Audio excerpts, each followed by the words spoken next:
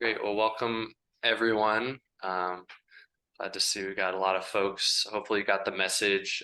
So we usually we've been meeting doing hybrid meetings again in person at Flywheel Coffee on Stanion right by Haight. But we had to switch to Zoom only for this, um, just for this meeting. So we are um, going back to hybrid for the next one, but it looks like most folks were able to get the message. So glad you're able to join us on Zoom. So yes, welcome to the September general membership meeting of the Haight-Ashbury Neighborhood Council. Yeah, we have a great meeting today. We're going to be joined by Supervisor Aaron Peskin, as Calvin mentioned, the current president of the Board of Supervisors, to talk about his history and time in office, specifically about district elections and district election of supervisors. Yeah, so he will be joining us in just a little bit. But yeah, let's get started maybe with any announcements folks have. So feel free to raise your hand or unmute yourself. Maybe Zach, I'll let you finish your announcement if you want to give any info or. Yeah, sure. I appreciate it, David. Yeah, I'm just we're putting on these local neighborhood venture games. It's like if Jumanji and Bingo had a baby. We're bringing Bingo out into the streets. We're partnering with local businesses, 11 in the Lower Haight and 11 in Hayes Valley right now. We've got about 6 in the Haight-Ashbury and 6 more coming. And basically, yeah, like I said, the goal is to get more community out into the real world again and bring more foot traffic to businesses' doors. And we've got the businesses excited, and now we're getting the people excited. We got a whole marketing campaign, but yeah, we're just looking to find more ways to promote it sort of organically and guerrilla style. And so I'll put my info in the chat, and if anyone's interested, I'd love to talk with them about collaborating. Great, thanks, Zach. Thank you, David. Tess, go ahead. Sure. Some of you are following the farmers market situation down at the Civic Center, market that's used by some 20,000 people who are a year who are subsidized. They're so low income, they're subsidized for food. And then many of us also go there too. There will be a hearing at the Government and Oversight Committee on September 21st, probably around 11:30 in the morning, on a resolution that has been heard at the Board of Supervisors. And this will be your only chance to make propose any changes to that resolution. Basically, a bunch of people in the Tenderloin and some of our Haight neighbors, including myself, are trying to ensure that the farmers market is not killed and that it is returned to the UN Plaza in 6 months, if not sooner. But there are many obstacles. So that's the thing. September 21st at the Government and Audit and Oversight Committee, probably be heard around 11:30. The meeting starts at 10. Thank you. Great, thanks, Tess. Anyone else have any announcements? You can wave or just unmute yourself. Teresa Flandrick here just to say hello to everyone. Hi, Teresa. Hi, Teresa. Glad you're here. Yes, and hello everyone else that's joined us. All right. Well, that's all for announcements. Thanks, and feel free, folks can throw stuff in the chat also. And I believe, yeah, Supervisor Peskin is here and has joined us, and yeah, we're so lucky and grateful to have you and to join us for our meeting today. And I'll pass it over to Calvin just to introduce Supervisor Peskin.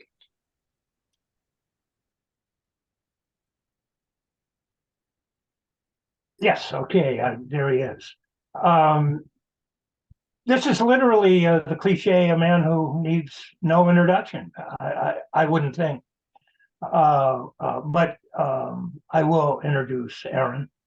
Aaron Peskin is current president of the Board of Supervisors. He's a supervisor from District 3, which is Chinatown, Russian Hill, the Polk Gulch, and pretty much the northeastern corner of the city. And Aaron is the longest serving supervisor amongst the current board of supervisors, and indeed is the longest serving district supervisor, I believe, in the 20th century in San Francisco. That's kind of a trick question in that for a majority of the 20th century, there were not district supervisors. Less than half of the 20th century were their districts. The rest have been citywide. And that's been a struggle in San Francisco all through the 20th century, starting with the reform charter after the earthquake and fire, and continuing on through the 1930s, and indeed when the current charter was adopted, which was in 1997, it was an at-large board of supervisors that placed it on the ballot, and that the members of the board of supervisors, the at-large elected board of supervisors, had a great deal of say in the contents of the current charter. In 1976, an initiative petition that had some, it's hard to believe, 60,000 signatures, 45,000 of which were valid, placed on the ballot a charter amendment to create neighborhood districts for the election of supervisors. At that time, the Board of Supervisors was elected at large. The newly elected mayor in November of 1975, George Moscone, campaigned for the measure, strongly supported it, as did virtually the entirety of the Democratic Party legislation, although the initiative was drafted by citizens and the boundaries were drawn by a citizen commission. No elected official played any role in drawing the boundaries of the 1976 district election of supervisors. It won. It called for a year interregnum. The first election by district was to occur in 1977, a feature that we'll refer to a little later when we come to the current version of district elections. So the measure was passed, creating the districts in 1976, and the first district supervisor races in those districts was November 1977. And Harvey Milk, the first openly gay elected official in California, was elected. Ella Hill Hutch, the first African-American woman ever on the Board of Supervisors, and the first directly elected African-American supervisor, was elected during that election. And most significantly, the board went from a board that had no tenants in 1975 to a board that had a majority of tenants in 1977. It should be no surprise then that one of the first things the district elected board did was to pass the rent arbitration ordinance, the one that is still in effect, although often amended. Things went swimmingly. There was a second election in 1979, at which time even more tenants were elected. And the majority of the board was in fact newly elected from districts. In that same year, Dan White, a district elected supervisor from then numbered District 8, I don't want to confuse people, it was a different numbering system. So Crocker, Amazon, the Excelsior, what is now basically District 11. That was Dan White's district. Dan White had opposed district election of supervisors. Nonetheless, he ran, and because the two supporters in District 11, District 8, of district elections split the vote, Dan White was elected. Dan White assassinated the mayor and Harvey Milk. And immediately the opponents of district election of supervisors jumped on it. There was a front page editorial the day after Moscone was assassinated on the Chronicle, calling for a front page editorial, calling for the repeal of district election of supervisors, because obviously district election of supervisors elected homicidal maniac assassins. The only way in which future mayors could be safe was repealing district election of supervisors. It was repealed in a special election in 1980. In the summer of 1980, it was repealed. And there the matter stood until 1997. And then at-large elected supervisor Terrence Hallinan and others went through a process of created a special supervisor advisory committee on district elections. A report was made, and the classic argument for district elections dominated the report, which is district election of supervisors, reducing the size of the electorate, creating a legislative branch by district, which after all is what Congress is, increases the voting power of otherwise minority populations citywide. In those days, that would have been, of course, gay people. That would have, of course, been African Americans, Asians, and Latinos. And in San Francisco, women. Women are in the 2000 census. There were more men than women in San Francisco, so women could be considered a minority at a citywide level.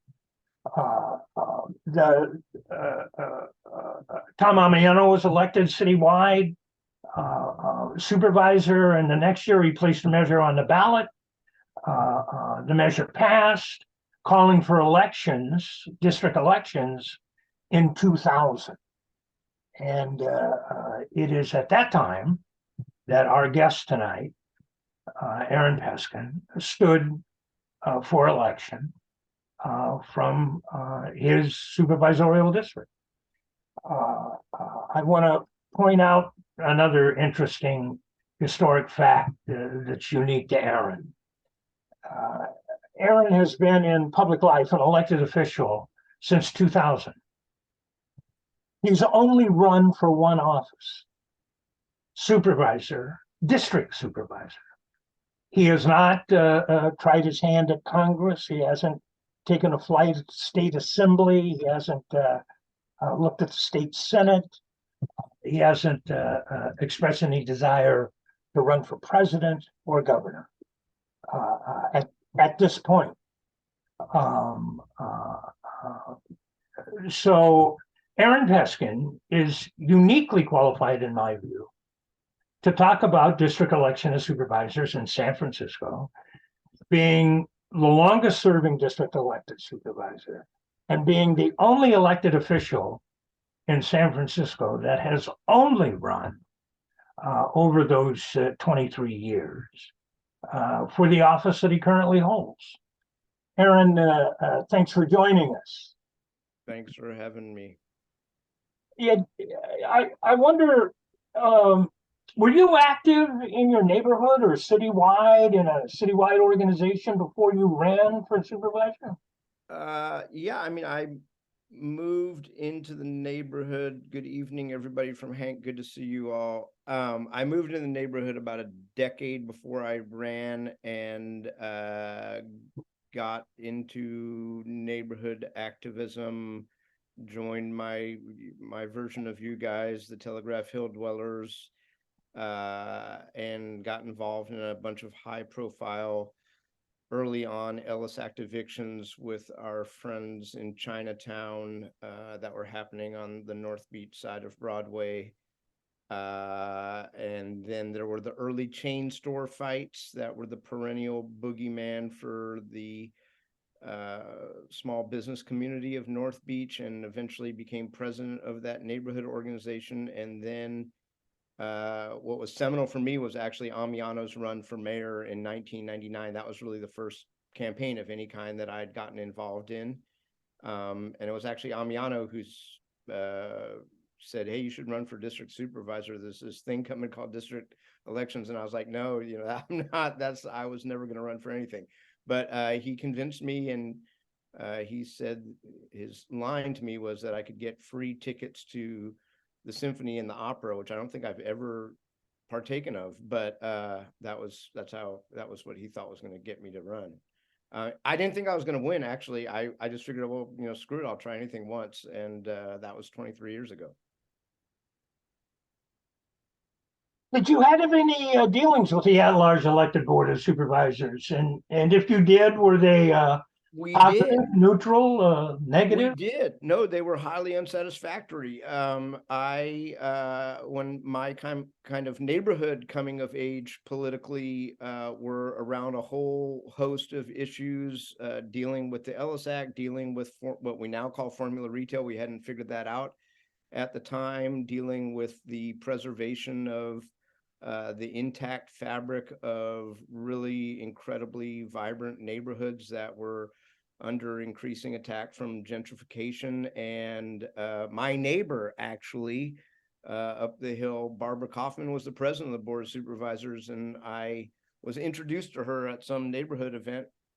And naive as I was, I went over to her and thought I could talk to her about whatever the issue was, and she not politely told me to pound sand. So yeah, no, the interactions were quite unpleasant. And then the mayor actually appointed the person that I ran against, who was equally devoid of any connections to the neighborhood or the issues that brought us all together. And apparently the voters understood that, because there were 8 people who ran in that race and she came in 6th.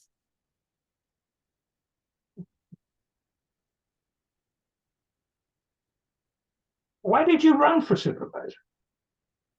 I mean, initially, it was kind of a protest. Initially, I wanted to talk about just the things that I was touching on. The fact that, I mean, at the time we had, I mean, there's another narrative that is going on now, which is an absurd narrative, which is that we don't have a strong system, a strong mayor system of government, and that the system that we have would work much better were it not for the powers of the board of supervisors. Let me tell you, as a person who's been around for now a couple of decades, the way our Constitution, our charter is written, the Board of Supervisors, the legislative branch, is not a co-equal branch of government. Its powers are quite constrained. I mean, if you're all getting along, you have a little bit of power, but this is a uniquely strong mayor system of government. And the mayor in those days was a individual who was not complaining about the powers that he had. His name was Willie Brown, and he used those powers with great skill to great effect. And neighbors and neighborhoods felt very, very alienated. And I actually, when I first got into that race, just wanted to talk about that. And I just wanted to, and there was a coalescence of other neighbors and neighborhoods and neighborhood leaders around the city who were feeling the same alienation from the government, and that produced a crop. I mean, it wasn't just district elections. I mean, it was a full scale throw the bums out, once in a half a century, revolution. It was, I mean, when I showed up to work my first day, it was with 8 members of the Board of Supervisors who had never served a day in office. I mean, it was a very, very unique situation, and it was largely in response to the excesses, real and perceived, of Willie Brown that were stomping on neighbors and neighborhoods. The first mayor under the 97 charter, the strong mayor, and very soon the argument started being made again that district supervisors were too narrow in their focus and kept missing the big picture. And I want to talk with you about this question that inherently a district supervisor deals with petty issues, with mere neighborhood issues, while a citywide elected board of supervisors would take in the grand view of citywide issues and address the needs of the entire city, not simply some narrow district of a few neighborhoods. I wonder if you might share with us what your understanding, what is a citywide issue and what is a district issue, keeping in mind that for the board to act, a supervisor must get at least 5 other colleagues to agree to pass a piece of legislation. And if 6 supervisors agree on a piece of legislation, why isn't that a citywide issue?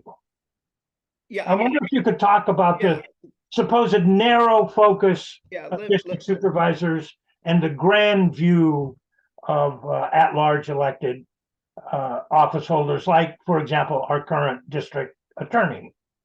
Yeah, let me ruminate on that in no specific order. First of all, let me just say something about human beings, whether they're elected to office or any group of 10 people, which is some people work their asses off and some people skate. And you can get that with district elected supervisors, and you can get that with citywide elected supervisors. And before I talk about and debunk the horse pucky narrative that, district elected supervisors are narrow in their thinking, let me say something about why district elections are actually very, very different than at large, not only because you elect a more diverse and more representative set of decision makers, but also because in the old days, when you had 11 citywide elected officials, none of them did anything for the day-to-day interests that they were contacted by. Because if you as a member of the public didn't even know who to go to. And so the reality is, whether your issue was a parochial issue or whether your issue was a citywide issue, you didn't have a supervisor who felt accountable to you, whether it was over something that was as minute as, getting a trash can on the corner, or as large as whether or not we were going to fill 2 square miles of the bay with runways. The reality is, every issue that rises to the level that a decision maker has to pay attention to it is inextricably linked to larger sets of policies and the way the government works. And if you are a curious supervisor and you want to get to the bottom of it, and you actually want to make systemic change, you're going to realize after a number of months or a year that there's something wrong with 10 of your constituents calling you about needing a garbage can on a particular corner or wanting a garbage can removed on a particular corner. And you're going to say to yourself, the larger, and I'm just using this as an example, it happens to be a true example, the larger processes by which public works deploys and removes garbage cans is broken and needs some attention.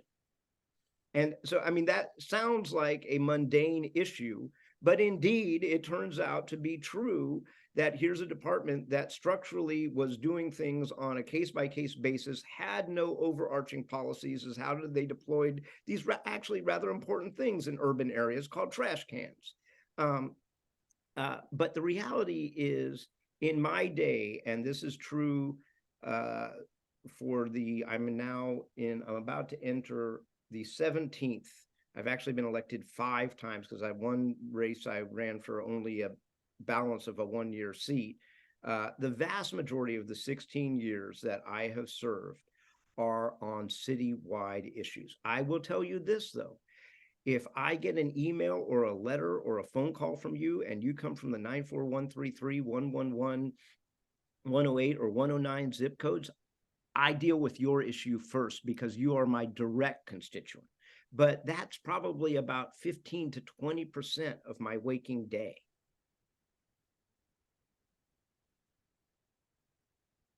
I mean, we're dealing with I will tell you, there are some very profound differences for needs in the city and county of San Francisco between its east and west sides, but the issues of our day, whether they are tenant protections and evictions, or whether they are homelessness and behavioral health issues, they're citywide issues. They may be more acute on one side of town than the other side of town, but this whole narrative, I mean, like, hey, Nancy Pelosi is supposed to do right by her congressional district.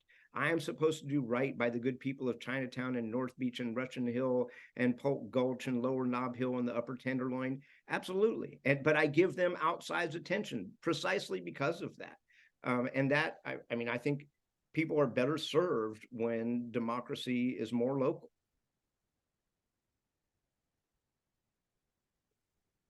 Yeah, the other thing is the influence of money is, look, when I ran in the year 2000, historically, these races, citywide races, are very, very expensive.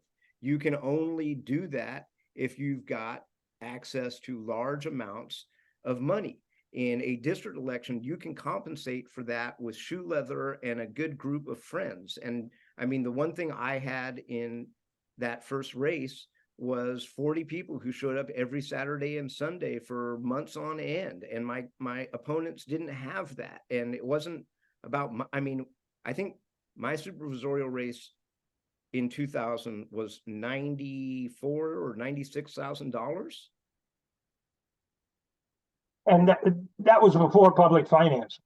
That was before public financing. I did have a runoff, though. Yes, and you won that runoff, and there was a defining citywide issue that was on the November ballot that attempted to deal with development in the South of Market and this quaint thing called live work lofts, and every supervisorial candidate that supported that measure, a measure that actually lost citywide, but every supervisor candidate that supported that measure won their runoff, and every supervisor candidate that opposed that measure lost their runoff race, which And they're is getting always those runoff races with to me commended runoff elections. I know that's very old school, and we're supposed to rejoice at ranked choice. I miss runoff elections. I think the cures to the ills of democracy is not more technique, but democracy. I want to try to explore with you what I think is the crucial issue that will dominate any debate over at-large and district supervisors. And that is what you elucidated, many neighborhood issues that prompt residents to call their district supervisor, are in fact an aspect of a citywide problem, are a manifestation of a citywide problem. We had a problem in this neighborhood with SFMTA trying to shut down a Muni line. And what we found out in organizing around keeping that line was that other people in other neighborhoods were facing the reduction of Muni service as well. And there was a citywide policy at work that was aiming at basically reducing the number of lines, but never quite articulated in that way. So that, for me, what starts out as a neighborhood issue turns out to be revelatory about citywide policy, and should prompt, and oftentimes does prompt, citywide debate. I wonder if you've experienced the same thing in your time at the Board of Supervisors. Oh, absolutely. And I mean, and some of the issues that roll out become paramount to the entire city. So look, years and years ago, when after the Loma Prieta earthquake happened, this district remembers to this day that neighborhoods from around the city came to our aid to help convince then Mayor Agnos to rip down the Embarcadero Freeway. And decades later, when the same thing was going on with the Central Freeway and there was competing ballot measures that played out over a number of years, we remembered that in this corner of the city and came to the aid of folks in the center of the city because it was an issue of citywide import. And we realized that we were all in, and that was kind of more of an east side, west side fight. And so, yeah, I mean, it's all of these things. The same thing happened in that No Wall on the Waterfront campaign. I mean, it's everybody's waterfront, and everybody realized that walling the waterfront off after we ripped down the wall that was the Embarcadero Freeway, even though it was an issue that was physically at one spot, had ramifications for the entire city. And when we referended that, I was actually out of office when that happened. It was with the benefit of, you know, folks from the Haight and folks from the Sunset and the Richmond, even though they didn't have any, you know, skin in the immediate game. And by the way, that goes for many, many other things. But the imperative that we are all up against, which by the way is bigger than citywide policy, is climate change and sea level rise. And yeah, that $425 million bond that I put on the ballot that passed with more than 2/3 of the electorate is going to be spent in the northern, you know, and central waterfront, but people from around the city understood its import. So I'm sure you're aware that a venture capitalist billionaire, Michael Moritz. The latest venture capitalist billionaire. There's always one. Michael Moritz recently financed a Claremont University study on San Francisco politics, and amongst other recommendations, recommended returning at least part of the Board of Supervisors into a citywide elected body.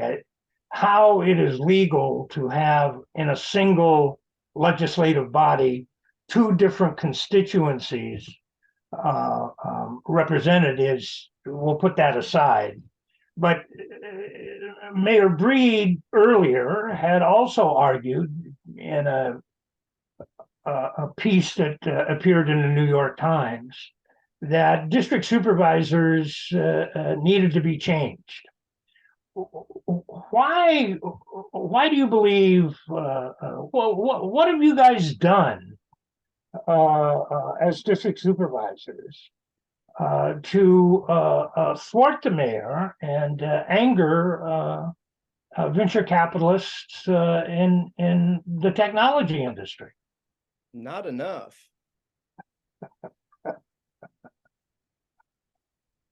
I mean, I can answer that question, but I have a different analysis. And the analysis is based on a pattern of behaviors that have emanated from Mayor Breed and her supporters, which is there's nothing to see here.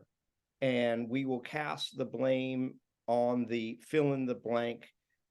We would not have problems with retail theft and crime or perceptions of crime if we could just change the DA. Okay, well, that happened. Then, if it were not for the checks and balances that are represented by the legislative branch, then the mayor would be able to carry through her agenda. So the problem is the Board of Supervisors, so we have to reconstruct it.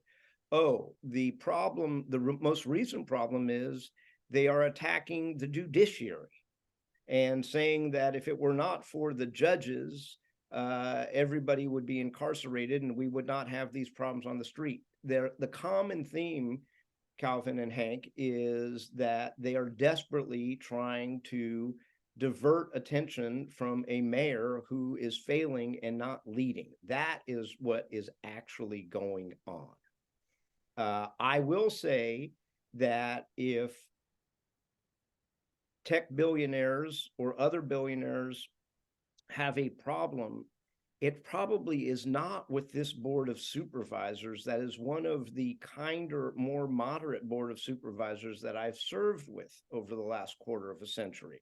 I mean, this is not the Matt Gonzalez, Chris Daly, Sophie Maxwell, Aaron Peskin 2000 Board of Supervisors by a long shot. So what they're particularly cranky about, I don't know. I mean, you're talking to a supervisor who just negotiated a reduction. I thought it was the right thing to do on a temporary basis of the inclusionary housing percentage that I worked for years to increase because of economic factors. So, I mean, what they're complaining about, highly unclear to me. I mean, they're demonizing Dean Preston because he has the political fortitude to occasionally lose on a 10-1 or a 9-2 vote. But I mean, this is not about the board.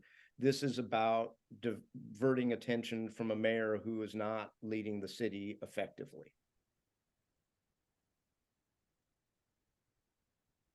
The insider prognostication is that there will be some measure on the ballot in November of 2024 that will either repeal or fundamentally alter the Board of Supervisors.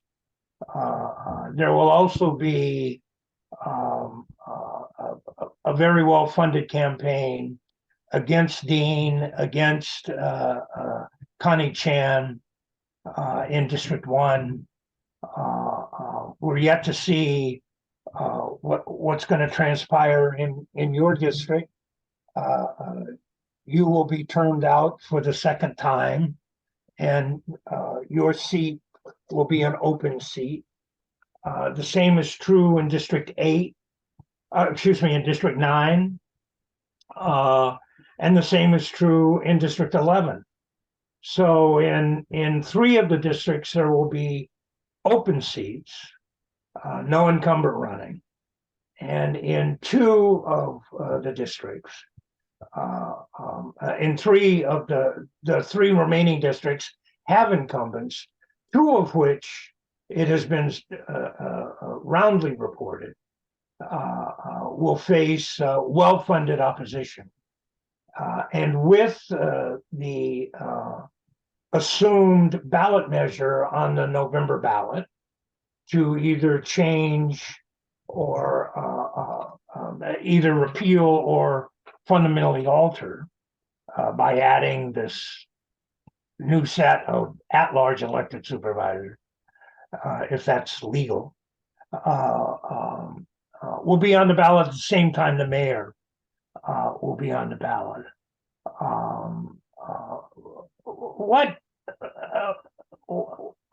What advice might you offer, given your perspective of yourself being involved in 5 campaigns, and I know being involved in several of your colleagues' campaigns over the years? What are you looking at in 2024? I mean, look, now that I'm off the clock, I will say this, which is come to my fundraiser for Connie Chan next week.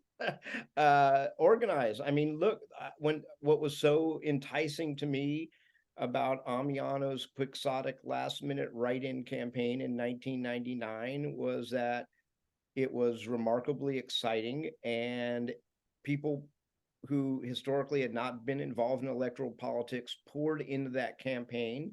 And even though that campaign was not successful, it motivated a generation of people who helped me win and helped my colleagues in 2000 win, and have inspired people like Connie Chan and Dean Preston to run. And we've got to go out there and work it for them. I think that in the really fucked up redistricting coup that they successfully, horribly, in a super ugly fashion pulled off, does not inure to the detriment of Dean Preston. I think that Dean, even though they redistricted his district beyond recognition, should be okay. That does not mean that we do not raise money for him, and that we do not help him, and that we do not knock on doors for him. But I think that, and you know, quite frankly, you got to beat somebody with somebody, and they ain't got anybody. So District 5 is not freaking me out.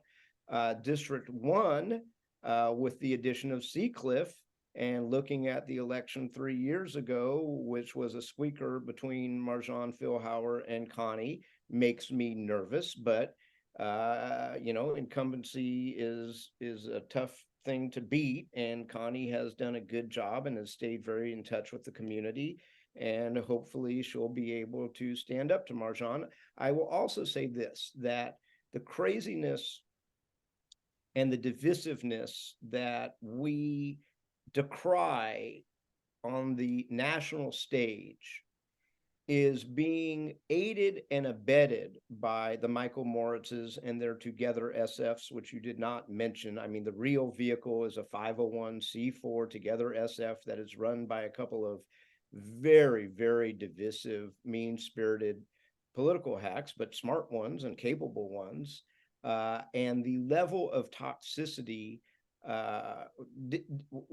isn't the way it used to be. It is extremely unhealthy. It is also fueled by the mayor and her personal behavior, who encourages that kind of behavior. It is antithetical to not only, you know, a civic discourse and a healthy society, but it is antithetical to the moment that San Francisco is in, where a modicum of unity and feeling good about ourselves would actually be helpful to this mayor. But I think Connie is, you know, she's got a real race on her hands. She's super tough, but she's going to need our help. As to the open seats, I mean, those are all emerging things. I think, you know, if District 9, which has always been a center of, progressive voting keeps it together. We should be okay there, but there's a highly motivated YIMBY moderate conservative who's already knocking on doors more than a year out, which, I mean, I never knocked on doors a year out. I mean, I don't think I ever started a race until June. But we should be trepidatious, and that means we need to work. Right. I'll also say that a lot of, yeah, we should be scared about a charter amendment, which is going to be used as a, litmus test in a soft, dark money vehicle and what have you. But this ain't the first time that they've put some super divisive issue on a ballot, and it won't be the first time that we can make it backfire. I mean, our narrative is actually quite good. I mean, every time you poll on, look, every politician's unfavorables are extremely high and favorables are extremely low. It's the lowest the board has been since I was first elected 23 years ago. It's the lowest the mayor has been since I was, first elected 23 years ago. I've never seen numbers like this. I'm talking like 70-30. It used to be almost the opposite. And that's not just because of local issues. That is because, 4 years of Donald Trump and insurrection, 3 years of COVID, and the virus that is actually more lethal and more toxic, which is the fucking internet and social media, has driven everybody to the edge of, a breakdown. And that's not reflecting positively on any of us or the government. But yeah, we're going to have to stand up and fight it and call it out for what it is.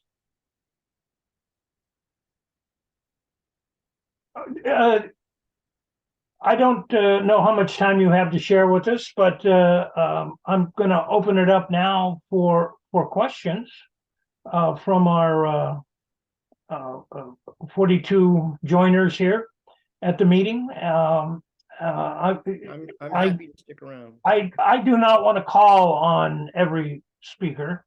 I wonder if Tess, is that your role, or is Yeah, I can help.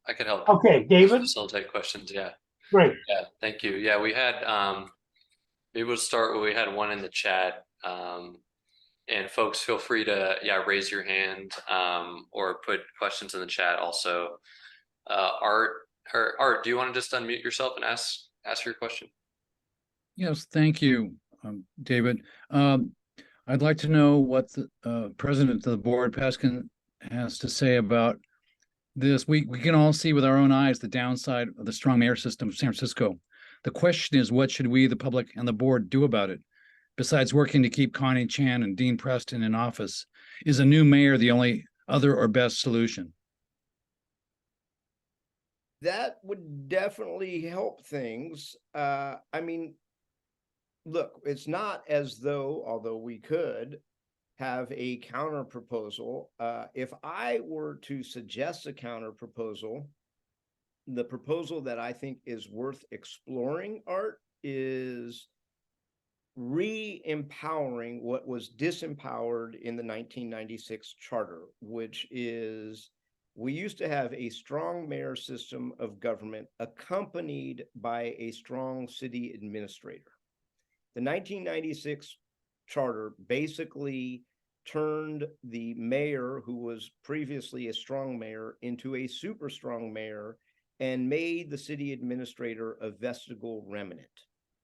And if we were to propose something, and this is not particularly political on my part, this is actually just about having some continuity and having a actual competent bureaucrat run the day-to-day operations of the city in a moment when I think there is a widespread feeling amongst many of us, if not all of us, that the city doesn't work, like it's not doing its operational job well. That would be what I would suggest, which Mayor Breed and her Michael Moritzes of the world would oppose, because it would dilute the incredible power that they have by, influencing her. So that may be a reasonable counter, Supervisor Chan, Connie Chan, actually brought something like that forward a year ago. It was complicated beyond recognition and got involved with all of the, with commission restructuring and a bunch of stuff that made it just too unwieldy. But I think if we pared that down and made empowering a city administrator who outlasted the term of a two-term mayor, we might have something. Great, thanks. James, go ahead. Hi, Supervisor, sorry, not Preston. Call me Aaron. Aaron, thanks for coming to the meeting, chatting with us. Recently there has been witch hunt attacks on Coalition of Homelessness and other like-minded nonprofit organizations. In the last week or so, I've seen quite a few of the, I would say, center towards the right supervisors and their allies talking about accountability for nonprofits. My gut tells me that they might not want to open that can of worms. My understanding of some of the nonprofits that they've been loyal to may have some pretty interesting things. So I guess my question is, what are your thoughts on this, and how are we going to ensure that it's true accountability for all nonprofits and not just a select few that they're trying to target?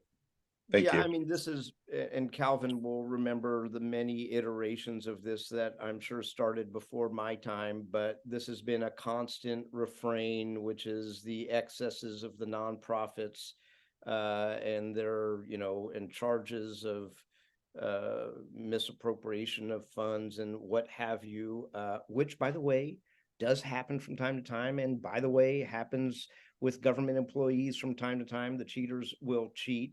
But it's more of a political old saw than it is an actual desire by elected officials to have a smooth, efficient operation for what are basically the city's lower paid shadow workforce. I mean, the legions of nonprofits in the human services arena and other arenas are basically city employees who don't get the benefits and don't get the pay and don't get the pension.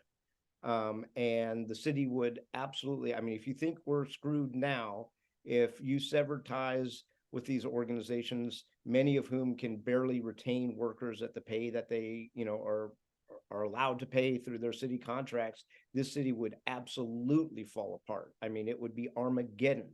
Now, that's not to say that, I mean, I've been through it. I watched it happen on Baker Places. It was a tragedy. They got over their skis. You get a, CFO doesn't know what they're doing. They don't have to be corrupt. I mean, this is complex stuff. And then you get folks who are corrupt, and that can happen with a department head, and it can happen with a nonprofit. And yes, it can happen with nonprofits that are close to mayors, and it can happen with nonprofits that are not close to mayors. But look, I mean, and I'm saying this without any political agenda, one function in this government that I think all of us, at least on the inside, believe in is the controller's office. And they have a very robust auditing regimen. And we are constantly finding organizations that need improvements and need better financial controls, and we work with them to improve. And from time to time, we have to terminate a contract because it's beyond repair, and then we have to look for other service providers because we need those services. I mean, we don't staff our own homeless shelters; nonprofits staff our homeless shelters. And as to the homeless coalition, they take no city money. They have every right to advocate. They have every right to file litigation. I mean, nobody screams bloody murder when businesses file litigation against the city, which they do every single day. That isn't high profile. You don't see a mayor standing up and calling out a judge and, saying that the judge doesn't live in this city and therefore has no right to adjudicate a case. You never see anybody saying that about the San Francisco Giants organization that is in litigation with the city over some preposterous challenge to their taxes.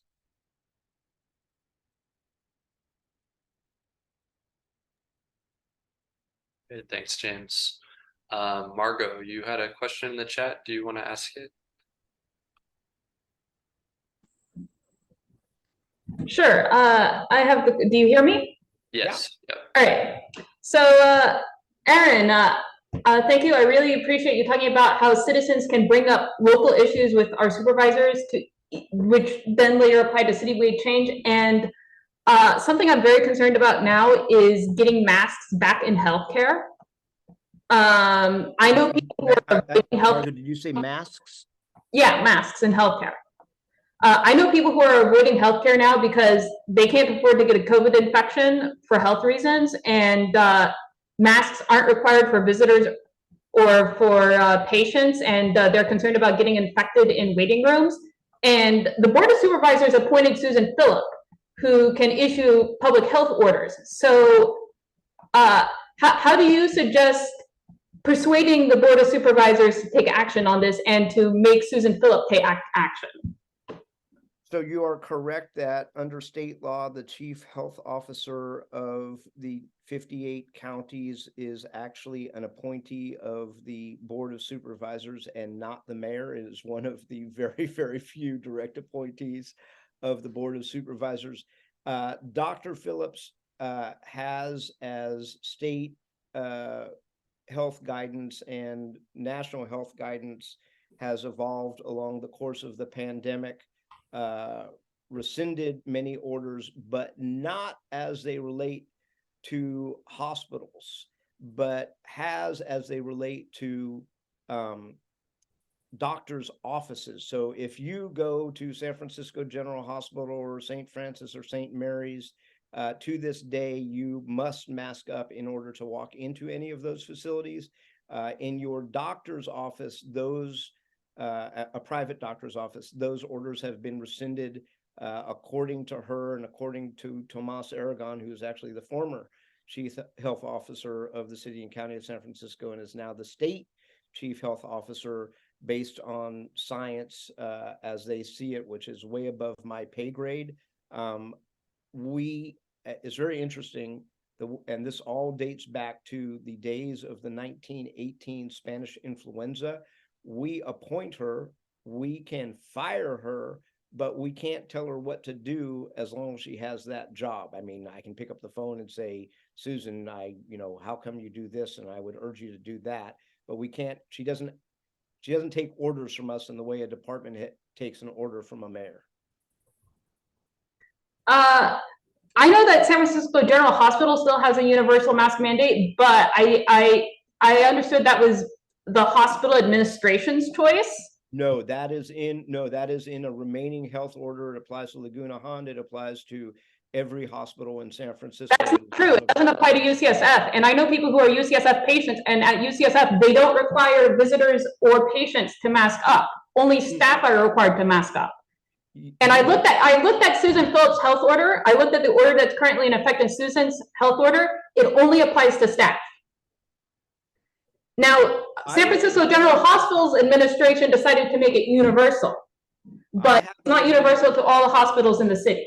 I can look at the remaining health order because I got an email from her a few weeks ago on this issue. I know that I happened to be at the General last Friday and they made me wear a mask before I walked in the front door. But as to UC, and I don't know that UC is under our jurisdiction. I think they are under the jurisdiction of the state. Well, I talked to some other people about it, and UCSF is actually under Susan Phillips' jurisdiction because some people who were talking to Susan Phillip heard from her that UCSF was asking her to drop it for staff because the UCSF actually wants to drop it for staff as well, and they were talking to her to try to get her to drop it. So UCSF is under her jurisdiction. Okay, well, I learned something. Yeah, well, thanks, Margot, for your question and yeah, for bringing that up. Yeah, and thanks for replying to my question. Tess, do you want to ask the question you put in the chat? Sure. Redistricting was a mess. I understand that there are proposals at the state and also from the Elections Commission. Do you have any thoughts about either those pending proposals or what you think would help?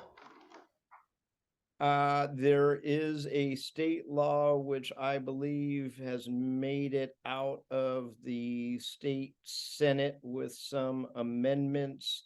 That, and by the way, San Francisco is a shit show. LA was even more of a shit show.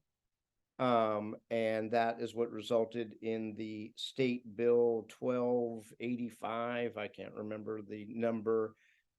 If that passes, we might not, depending on in what form it passes, we might not have to do anything here. The fundamental underpinning of that law, as I understand it, is to get politicians out of the business of appointing what turned out to be highly partisan members to the redistricting body. If that does not pass, or it passes with amendments that are not acceptable to us, we will have to put something on the November ballot to change our current charter provision around that, which I am more than willing and committed to do. But you're going to have to help me get 5 of my colleagues put it on the ballot. And for those people who do not know, any change to the charter cannot be made by the Board of Supervisors and the mayor. They can only be made by the electorate. We can put them on the ballot, but we cannot, like an ordinance, pass them under the dome. Great, thanks, Tess. Other folks have questions, feel free to raise your hand or put them in the chat. One question I had was, you know, you've been in office, it spanned so much time, like coming out of like a first tech boom and then into a recession and into and then into a second longer lasting tech boom. What things in your kind of experience have stayed the same or been different between those two kind of periods you were in office, and for like the new round of supervisors that'll be coming in, like what do you think is one of the most important things to focus on, at least just for building you know, building and sustaining political power in San Francisco for you know, things focused on communities and you know, grassroots power? Well, a few things about the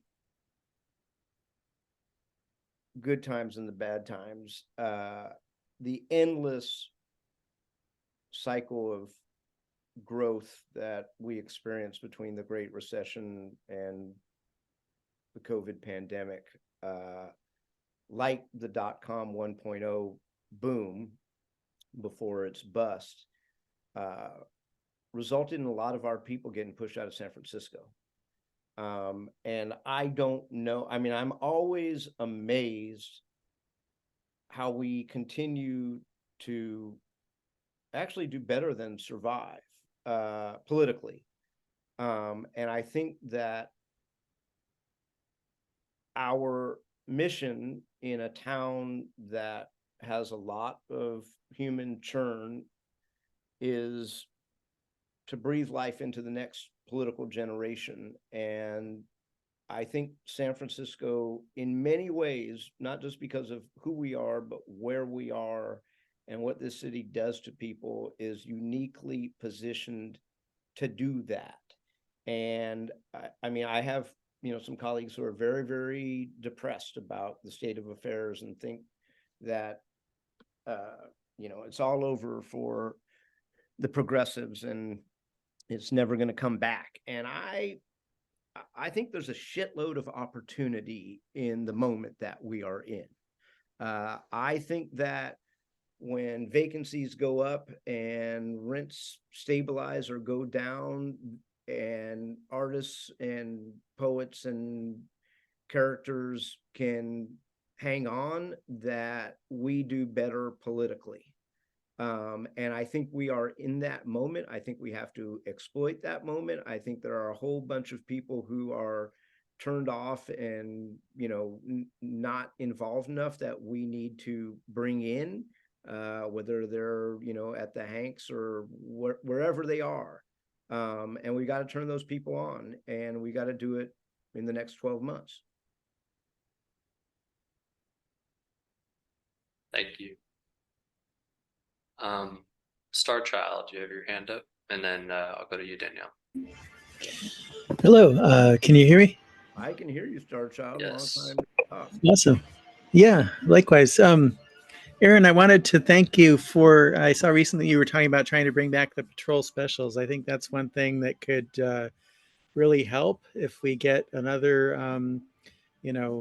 alternative to policing, to the SFPD, one that hopefully has a better culture of respecting civil liberties and the safety of the people they're interacting with on the streets.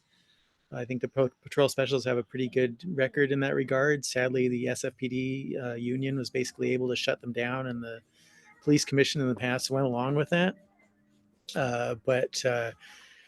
These are the patrol specials. For those who are not familiar, it's a force that actually predates the SFPD, and they were uniformed officers who, back in the 90s, they had the power to actually make arrests, and the police union basically got that power taken away from them and gradually got their routes shut down, and people quit and left and died and so forth. But it's complaint driven, so it's more likely to be people that have an actual problem with somebody. Hopefully it would be done so it's not like people reporting anonymously, but people who actually have skin in the game that hire them to help with policing.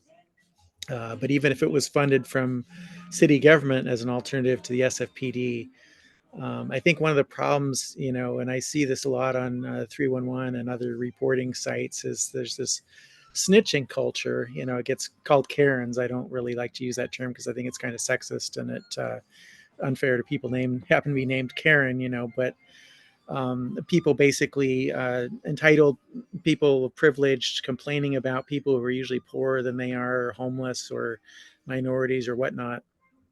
And because these people are allowed to do this anonymously, I'm a big believer in online free speech happening anonymously. I think that's an important civil liberty and has long and honorable tradition. But when it comes to people actually filing reports that can get people subject to legal action, whether it's having their vehicles towed or being arrested or just subject to unwanted police attention that can, in some cases, have tragic consequences, I think that's really dangerous, and people should not be allowed to make those kind of anonymous complaints. It gives rise to the kind of snitching culture that, it perhaps reaches peak in East Germany, in the Stasi, where, so widespread and infiltrated into society that they really lost a lot of trust between people, members of the community. Everybody knew their neighbor could be snitching on them to the government, and it really destroys trust and harmony in a community. So I hope Supervisor Peskin, you'll continue to work on that issue and let me and others know how we can support that. I was a big fan of Jane Warner's, and I thought that was community policing that worked. And I figured, as everybody is decrying our inability to attract new police officers as they are retiring and what have you, that it was worth a shot. So we'll see how that goes. As you can imagine, there are the same forces and entities that are nonplussed by the suggestion. We will see where it goes. And as to 311, I would say this, which is we don't follow up on enough of the ones that aren't anonymous. I mean, I cannot tell you the number of emails I get on a daily basis. I mean, my first thing is, hey, don't talk to me about that trash can. Call 311 or, use the app. And then I can't tell you the number of people who then email me and say, I did call 311 and they didn't, they told me that they dealt with it and the problem is still there. And then I have to deal with it. But, another, if I could just interject real quick, Aaron, another thing I think would really help with that is if maybe there were a limit on the number of 311 complaints that someone could file in a given month, because I think a disproportionately large number of these complaints tend to come from the same few individuals, whether it's anonymous or not. suggestion taken. Thanks. What else do we Thanks, got? Star Child. Danielle, you had a question. Go ahead. Yeah. Hi, Erin. My name's Danielle. I'm one of the HANC board members. And what my question is, so you were talking about the opportunity, I think, for like artists and things like that to really be boosted, I guess. But I would worry about in the future where if there's like, right, all these like special programs with like storefronts and stuff like that, that we then utilize all of these folks to like attract people back to the city, and then they just get pushed out again because then tech is back or whatever, or whoever is back and wanting to make things happen in the spaces that artists were in for maybe subsidized rents or whatever. So can you think of ideas so that that won't happen in the future? Because I feel like that kind of is part of the cycle of like attract the people with more money, so then the artists go, and then the people with the money go, and we have to bring the artists back, and it like keeps going. Yeah, I mean, good question. And by the way, you know, as my yoga teacher says, when he sees me making some kind of idiotic movement, always says, you know, any movement is good movement, but you probably shouldn't move like that. Which is to say that, I mean, you know, this vacant to vibrant, you know, thing is okay. I voted for it, not with any great enthusiasm, because to me, success is a modicum of permanence and not 3 months. Having said that, as a supervisor who represents downtown north of Market Street, with 30 million square feet of vacant office and ground floor retail that is hurting bad, it's going to be a while before downtown bounces back. And if you are a sentient commercial landlord, you are going to want to retain people for a reasonable amount of time. And I actually have some pretty amazing stories that are finally starting to happen there.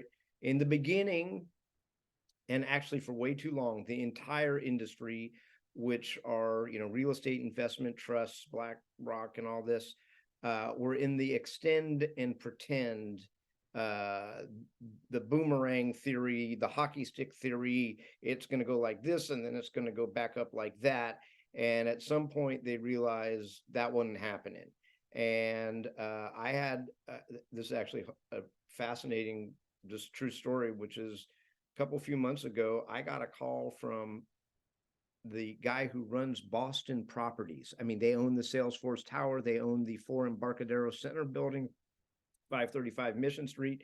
And he said to me, hey, if you know of any nonprofits or artists who like, I mean, it's like a ghost town in the Embarcadero Center, let me know. And I was like, oh, well, Bob, you know, I don't really do commercial real estate, but, you know, if something comes my way, and lo and behold, the next day I got random email from a constituent of mine who used to have an art studio in San Francisco, got priced out, moved to Oakland. She was getting kicked out of her art studio in Oakland. She called me up and she was like, I know you don't do this and this is not what you do. And I was like, Linda, this could be your lucky day. She is now moving her art studio into the Embarcadero Center on the ground floor. I shit you not.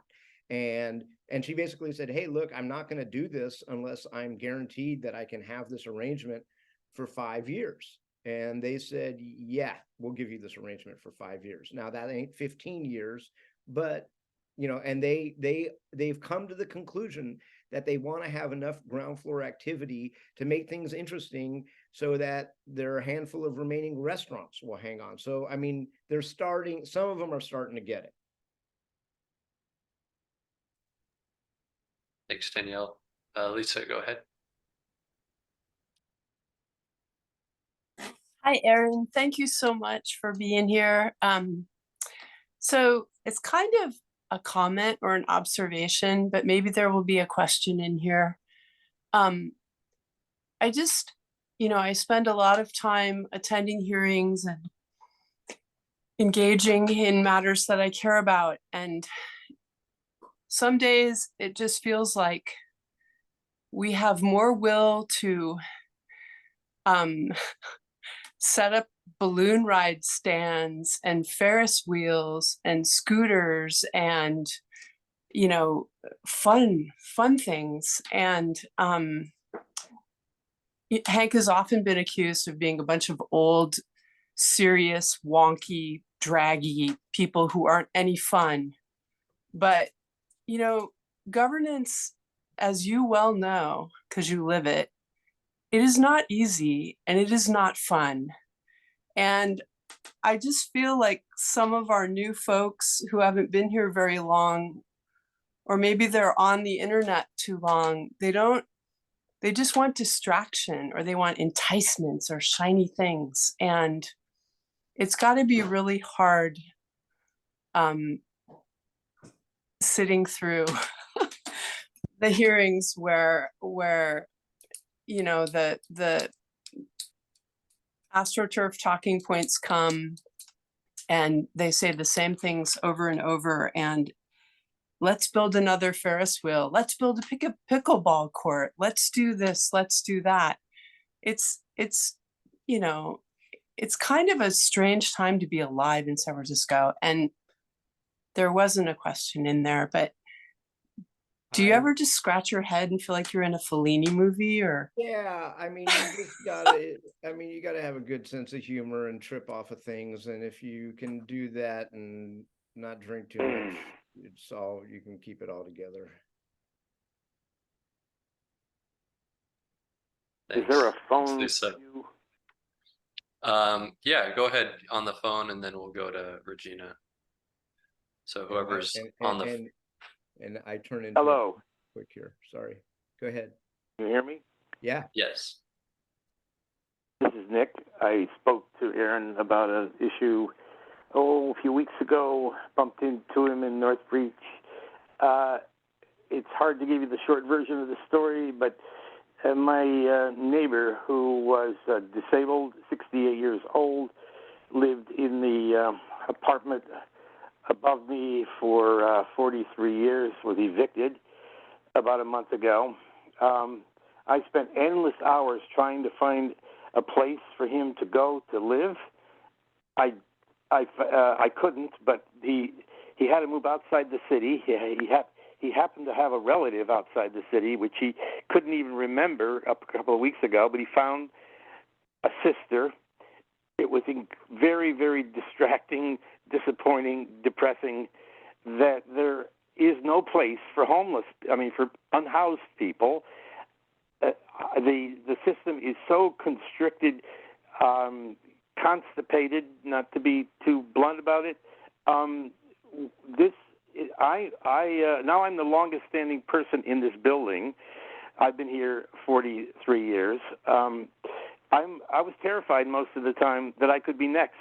The main reason it happened was the building changed hands about a year and a half ago, $2.7 million for a 9-unit rent-controlled apartment building in the Mission. I couldn't get any help from Mandelman office, and I did attempt to get you to help. It didn't go anywhere. It was a miracle that this fellow remembered he had a sister in Sacramento, but I'm a media person. I've been published in Mission Local. I couldn't get any press. We had the Examiner out here. We had Mission Local out here. Nobody wants to talk about how bad the unhoused problem is in San Francisco. I've never seen it worse. Maybe never had more direct experience of it. So is this just a mayoral constipation that we're dealing with, or is there anything the Board of Supervisors can do to help unhoused people find a place to sleep or live in San Francisco? So, Nick, a few things. And it was good to see you the other day on the corner of Vallejo and Grant. There is no question that we, I cannot tell you how bothered I am every time I hear the repeating of this RENA number of we, have a obligation, a mandate to build 82,000 units of housing. I'm not bothered by the fact that we need more housing. I'm bothered by the fact that most of the people who utter those words neglect to say that 46,000 of those need to be affordable at extremely low income, very low income, and moderate levels. You know, the $1,200 a square foot condo tower market rate luxury homes, as long as there's a demand for them, I'm sure the market will figure out how to build them and sell them. And to that end, this supervisor and this city have been at every turn where we have been able to, and we were actually quite successful with home key money from the state during COVID in buying in the district that I represent, the Granada Hotel with 238 beds, the Diva Hotel, the Post Hotel, opened up a Nav Center. But there's still a lot more to do, and there are inefficiencies. I joined with your supervisor or HANC supervisor, Dean Preston, on something that I've worked on in the past and got better, but still has room for improvement. And that's better filling the vacancies that we have that now number 900, and that we can be much more aggressive in having a much lower vacancy rate. Yes, sometimes you got to fix units up when people leave and what have you, but the fact that we have 900 permanent supportive housing units that are currently vacant is a shame, if not a scandal. And figuring that out and utilizing that housing stock for people who need it, who otherwise will be in Sacramento or on our streets, is our imperative. Calvin, I see your hand is up, and I've got to leave in 3 minutes. Well, I think this harkens back to your answer on nonprofits and the constant claim that nonprofits are, especially health and human service nonprofits, are somehow corrupt or part of the great corruption of San Francisco politics, which is absurd. The reality of the vacancy in supportive housing units is not the fault of any nonprofit. It is the fault of the city and county of San Francisco adopting an unbelievably cumbersome process by which those units are rented.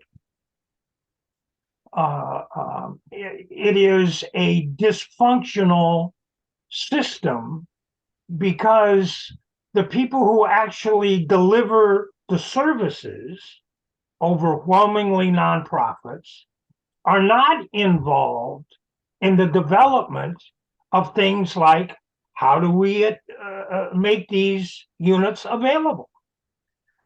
That the city departments do, the health department, the Department of Homelessness, and the cruel disconnect is between the nonprofit service provider or the nonprofit affordable housing developer who must provide that service, and there are all kinds of metrics that are applied to the nonprofit. There are all kinds of metrics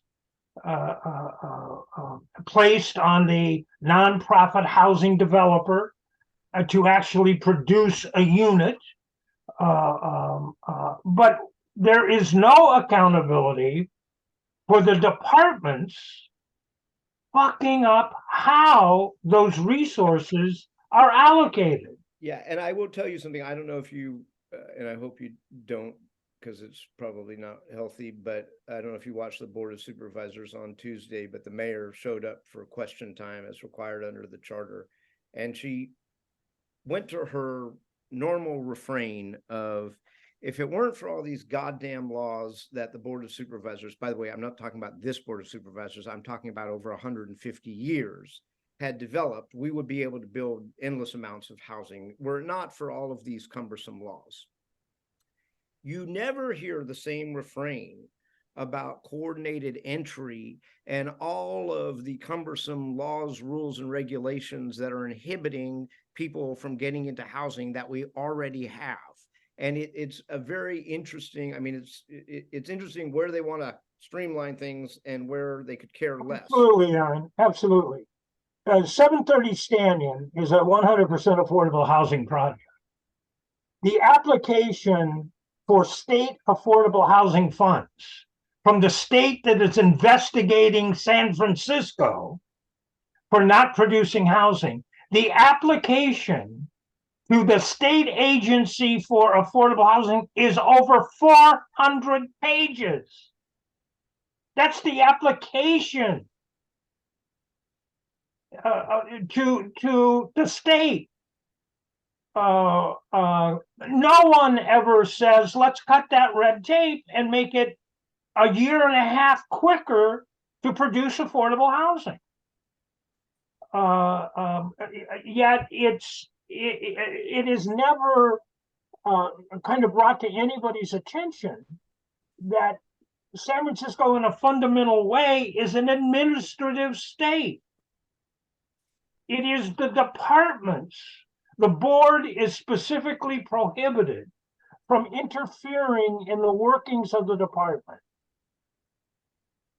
The mayor, it depends upon the quality and competence of the mayor. If the mayor is a competent person, the mayor can oversee departments. If the mayor is an incompetent person, which I'm afraid is the situation that we face, the departments go without any meaningful direction. How is it that the chief of police continues to be the highest paid chief of police and crime is a major issue in the city? There's one person and one person only that hires and fires the chief of police. And it's not Aaron Peskin. Well, that's a London good note Breed. to end on, Calvin. Yeah. It's no, London Breed. I didn't get to ask my question. I know. Sorry. Well, yeah. Well, thank you. Thanks so much, I'm Supervisor happy if you Peskin, for send me being an here. email, I'd be happy to try to respond, but I gotta run. It's past 8:30. I super apologize, but I want to thank you all for bearing with me. Thank you, Calvin, for those questions, and see you around the neighborhoods. Thank you. Thank Bye, you for everybody. joining us. Thank you, Aaron. Thank you, Aaron. Thank you very much. Calvin, your response was brilliant to that San Francisco growth document or something report. Well, thank you.